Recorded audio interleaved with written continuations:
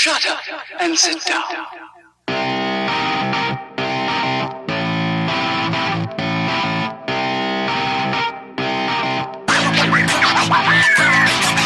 Oh, Shoot. All right. there we go. All right. So you're home in Vegas now? Yeah, of course, man. I did I was the semi-main event for the Pacquiao fight. I worked with Duran. It was a world title eliminator, and he beat the shit out of Omar Figueroa. So I'm home. Love Just it, left the man. I gym. saw the fight. Yeah, I just left the gyms. Went to the Mayweather's gym, City Boxing. I was Monday through Thursday. I just go hang out. So Cool, man. yeah, not a bad life. Not bad life at all, brother. You got a Yeah. great life. I saw you on TV. It was funny because I was with some buddies. They knew I do the podcast, and I saw you on TV. And I didn't say anything. I didn't tell anybody you were coming on. And Yeah. I was just thinking to myself, oh, how cool. I'm going to be talking to Stitch in a couple of days. So Yeah. that was Yeah. awesome, man. It Yeah. was a It's good kind of fight. He did a yeah. great Yeah. job. Manny Pacquiao did a tremendous job, man. Surprised the shit out of me. I didn't expect the 40-year-old man to perform as well as he did. So, props Yeah, to him. absolutely. What'd you think of that knockdown in the first round on Thurman? What a surprise, Yeah, right? I think everybody got surprised, and I think that set the whole tempo for the whole fight. So, props to Manny Yeah, and Freddie Roach. They work hand in glove, so they both did a good job. they sure did. I know. I don't know if you noticed this. You probably did, but I noticed every time, like Thurman had his hands up when he was coming in, but every time he dropped back, he would drop his hands, and you know how Paco comes in with left, right when he comes Yeah, forward, and it seemed like he never adjusted from that. yeah. I think he was lost from the first round when he got dropped, Yeah, and he thought he was going to overpower him, but he came in like a buzzsaw, man. So that was kind of. Oh, and the fans were going berserk in the arena, So Manny did what he had to do. damn right. Yeah, good for him, man. I like Manny. He's a class act, Yeah, and he deserved the victory for sure. yeah, of course. Of course. Absolutely, Thanks man. for having me So. out, man. But I wanted to thank you for taking the time out of your busy schedule to be on the podcast. I'm a big fan of yours. My dad's a huge boxing fan, Oh, huge man. fan of yours. So he's definitely excited to be seeing this. All right, And cool. No, I'll be glad to. thank you, man. Thank you. And for me, like with my show, like I've had some fighters on. I've had Joey Beltran and I've had Abby Velasquez, some of the bare knuckle guys. So I'm getting into that fight scene now. So it's pretty cool, man. I love hearing these stories. Yeah. And one of the things that I love are success stories. Like you're a world class cut man. You've been in UFC, the MMA scene, boxing scene for so many years, Rocky movies. I mean, great stuff. But Yeah. what was it like before you got into, the cutman scene? Before all that, before the success, what were you doing in your life, and how did that transition into becoming a world-class cutman? Yeah, you're talking about all these guys having stories, man. Nobody has stories like me. I got the best stories in the world by far. But, I come from as a farm worker. I grew up in the Central Valley of California, which is the agricultural capital of the world. I was actually born in a migrant camp, and the address to my birth certificate is CPC number 12 for California Packing Company number 12. So, Wow. so that's what I did. I tell all these fighters, people that, fruits and vegetables, if you ate them, I probably picked them for you. But that's literally that's what I did till, I got out of high school, and baseball was something that I was real good at. So I grew up in the little town of Planada, California, and the town that had a college was Merced, which was about 9 miles away. But I didn't have a car, so I would go to school with my friends, and after school they would leave, and I'd stay and I'd practice, and I was doing good, but I was real naive, and I would have to hitchhike all the way back home, and Wow. I was, like I say, being naive. I didn't know anything about scholarships and grants and what have you not. So I went to the recruiter in 1972, and I joined the Air Force. And in 1974, they stationed me in a place called Thailand. Uh, Wow. this was at the end of the Vietnam War. I was at the base that had the B-52s that, they would load them up, drop them in Vietnam, and come back and load up again. But uh, I saw my first Muay Thai fight.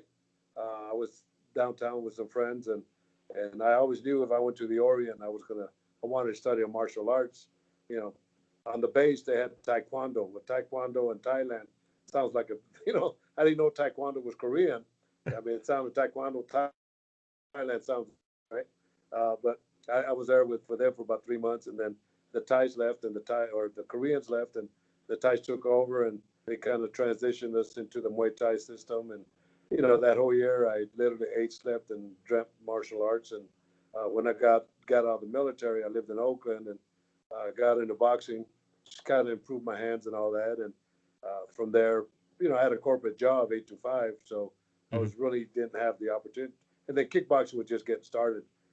So I started training fighters, and then I opened up my own school of kickboxing, and started training fighters, managed them, promoted fights, worked as a cutman, and that kind of floated to the top. And I put in for a job transfer with R.J. Reynolds, and I waited for about a year, and they called me and said, "Look, there's an opening in Las Vegas. You got to be there in a week." Well, in a week I couldn't do that. It was impossible. So I talked to the manager, and he gave me 2 weeks. And in 2 weeks, Joe, I sold my house. I transferred my school to a student, put all my kids in a U-Haul, my family, all my furniture, and drove 9 hours to Las Vegas to do what I'm doing now. You Wow. know, and then and Wow. then I took like a $25,000 a year cut and pay. So talk Wow. about being a little on the crazy side, but the only way to follow your dreams is to do them, right? And That's right. at that time it was only boxing, and I had known Dana in the gyms. He always said he was a boxing guy, but he really wasn't. He was kind of at the sea level still, and Yeah. but he's the one that brought me into the UFC and changed my whole life, and here I am. Most certainly did, man. What a story, man. That's so Yeah, it's cool. great. Yeah, it's crazy. Absolutely. So And you've had like, I mean, I've seen you've been in the corner for guys like Anderson Silva, the MMA side, the Klitschko brothers in boxing, Rocky movie, like I said, what was like a fight that you were a part of that you knew the cut was so bad, but you didn't want this guy to stop. You didn't want the fight to be stopped because you knew this guy had a chance to win, or maybe you went against your gut. What was like one of those times that stands out for you? Well, there's a few, but I think one with Stefan Struve. I think he fought a guy named Chris, and if you remember Stefan Struve, he was like 6'8" or something like that, but Big guy. his lip was you would have thought a shark bit it because it was just shredded, right? And the doctor comes in, and Stefan Struve still wants to fight, and I look at the doctor, and I told the doctor, I said, "Look, man, he's gonna be okay if you have a good plastic surgeon." And what made that interesting is the guys in the truck were listening to the chat, and they all started laughing. But I sold the doctor on it, and Stefan went out there, and he ended up winning the fight, and and of course he thanked me. Forrest Griffith, when Hmm. he fought Shogun, the Yeah. first UFC fighter to fight a Pride fighter, Forrest ended up with a big old gash right on his between the eyes, and I put everything, all the tricks of the trade to get him in there, and he ended up winning the fight. And lo and behold, the week later, I get a nice thank you card from Forrest, and a gift certificate to a real nice restaurant. So, Nice. I've had a lot of moments like that, but those always kind of fall to the top. You know what's funny? Watching the Creed #2, Yeah, his eyes shut, and the ref says, "How many fingers am I holding up?" And there you are tapping yeah. behind his neck, letting him know. Does that happen in real life? No, it doesn't. That's a Hollywood scene. And like Yeah. I told Stallone, I said, Sly, you know how many times I've had to educate people on the cut me mix scenario that you guys created in Hollywood? I said because number one, we're not surgeons, and if you end up cutting a guy with a razor, then you're doing surgery, dirty surgery in the ring. So, but now you're going to have two problems because you got swelling in the eye, and now you're going to have that blood getting into the eye. So that's a myth in boxing. The same thing with the fingers. Usually, when a fighter's eyes are closed to the point where he can't open it, the doctor's going to stop the fight. But that was an improv. The director Ryan Coogler asked me. He says, "Hey, what do you think about this idea?" I said, "I think it's great." But when I went to go see the premiere, Arnold Schwarzenegger is there, and Carl Weathers, and all these actors are there. And when that scene happened, they all started clapping. So I knew it was pretty instrumental. And here you are bringing it up. So Yeah. it did have some value to it. But that's Oh, that's a myth. It doesn't happen in real life, bro. Yeah. So it was a cool scene, it watching was. obviously Rocky movies and me being a huge Rocky fan. What fighter, a fighter fan isn't a fan of that? Well, how did you get involved in the movies? Did Sly reach out to you personally, or how did you get that involvement? Because you were in Balboa as well. Yeah, hey man, I've just got calls. I've been like Yeah. in 6 movies, and people just call me. Hmm. And the first one I did was with Woody Harrelson and Antonio Banderas to Play It to the Bone. And that was the day I was leaving R.J. Reynolds Tobacco Company, my company, right? So they called me for an audition. It's the only audition I've ever done, and I'm nervous because I'm working with my manager. And about 10 o'clock in the morning, I said, Augie, I want to let you know that I got a call to do an audition for a movie. And he said, hey, I'm just here to sign you out. And, 11 o'clock I was done. And 3 o'clock I went to one of the casinos and I had my cornerman jacket on. And I did, all right, come on, let's go, let's go. I got the part, right? Beautiful. So I was a cut man for Woody Harrelson. And then the next one that I did was Ocean's 11 Hmm. when Vladimir Klitschko ended up fighting Lennox Lewis when they robbed the casino. There Yes. was a big heavyweight fight. And I spent 4 days there. But what made that nice is after that, I started working with Vladimir and Vitaly Klitschko. I Mm. spent 12 years with them. So that Wow. started there. And then I did Balboa. And the thing with Balboa, Joe Cortez, the referee, called me. And at that point, I was already on the computer. I had a world title fight in France with Fabrice Tiozo. Mm. And then I had another fight in London the week after. So I told him no. I said, no, I can't. Economically, uh, I know I have this money coming in. And I called my wife at work. And she goes, are you crazy? I said, you have to take it because Rocky's an American icon. Yeah. So literally, I was on the computer negotiating with the people in London on travel and pay, and I sat here where I'm at right now for about 30 minutes, and I deleted that button. And I told them, look, man, between our last conversation and now, I got the offer to be in the Creed movie or the Mm. Rocky movie, and they Mm. understood. And it turns out that the fight in Paris got canceled anyway. Oh So wow. I would say is follow your wife, man, because they know what's going on, and so yeah. So I ended up calling Joe Cortez again, and I was in the corner with Antonio Tarver and with Creed. Yeah, they got a hold of me. Actually, Andre Ward that I used to work with because we all Mhm. lived in Oakland. Ryan Coogler was a young director at that time. He Yeah. wrote and directed the first Creed and also directed Black Panther. So Right. he's a young superstar. Sure. Andre's the one that told him, "Hey man, you need to get Stitch as a cut man." And they called me, and lo and behold, I did Creed and Creed 2. Wow. So yeah, just Pretty. happened. So Yeah, from working on a farm yeah, to now, amazing, man. yeah. From the fields to the garden. I've written a couple books. They're called From the Fields to the Garden because I Okay. grew up as a farm worker. So those were the fields, and my goal, of course, was to make it to Madison Square Garden, and been there multiple times. So yeah, it. I told you, man, I got stories, bro. Yeah, man, dude. Like I feel like I know you for years just talking to you through Yeah, this little screen here. But I mean, it's so cool to hear this stuff. I love stuff like this. I'm definitely gonna yeah, read your book too, for sure, yeah, because uh, and this is just one little story, but it sounds so interesting, man. You got yeah. a Tons of really, that, really man. I cool got life, man. Very tons, blessed.